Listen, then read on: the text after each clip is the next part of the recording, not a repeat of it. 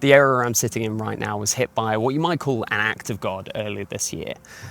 One day we woke up and it started to rain. Not an altogether uncommon occurrence here in the UK, as you can probably imagine, but it just continued and continued and continued on day after day until floods started to rise. Over the course of that time, the landscape of this entire area changed. We tried going for our normal walks and soon found out that paths that once existed were no longer there.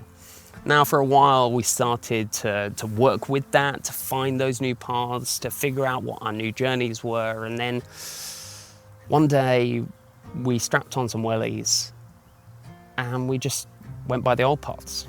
It was about shin deep in water. Really, it threatened to just get just above our wellies. Sometimes it actually did, and we got wet. But during that time, we just reverted to those old paths because it's what we knew. It wasn't the best way anymore. It certainly wasn't the wisest way to walk, but it was comfortable and it was familiar. Now, sometimes our lives as Christians is a bit like that. We're hit by an act of God. God saves us, redeems us with his grace. We've come to an understanding of who we are in Jesus.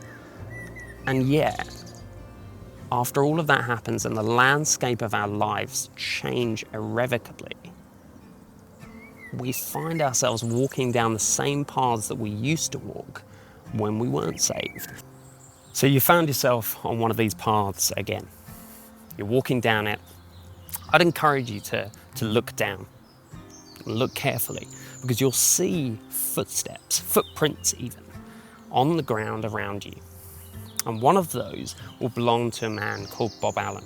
He's been here before, he's been where you are, and instead of giving up, giving in, he's looked to God.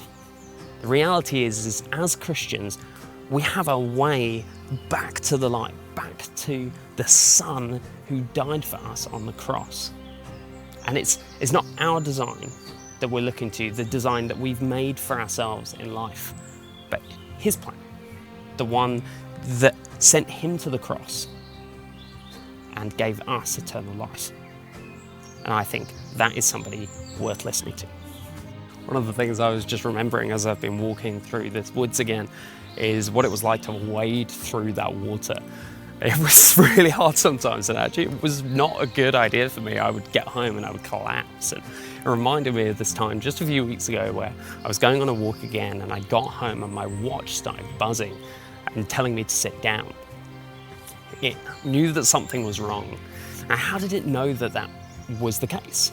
Well, when I first bought the watch, I inputted some data. I told it how tall I was, how much I weighed, my age, and essentially what had happened was on the way home, my heart rate had gotten so high that it had gone, something's wrong, sit down, you need to take a rest, and more fundamentally, asked me, do you have any health conditions? And if not, maybe you should go and consult a doctor.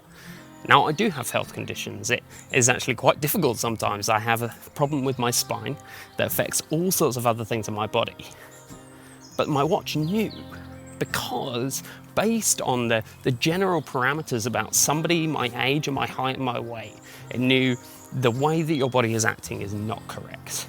Now, as Christians, sometimes it feels like everything is going off, buzzes everywhere, and we realize that actually something's going wrong. I'm not living in accordance to the way that I am meant to be living. I'm getting in my own way, my heart rate is going up, and we need to sit down and we need to reevaluate. This book is an excellent way of doing that. A couple of weeks ago we talked about how wisdom is essentially a culmination of an understanding of the knowledge of man and the knowledge of God. Bob Allen in this book talks about that in a way that is understandable to anyone, and that's exactly how it should be. This book is meant for you, whether you have been a Christian for 5 seconds or 50 years.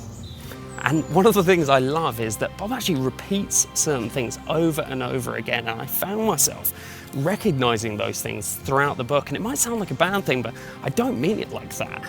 These were things that are difficult to get into your soul, and I would encourage you to look out for those things and note them when they're coming up again, because they're things that are difficult to wrestle with. things about you as a person, things about all of us.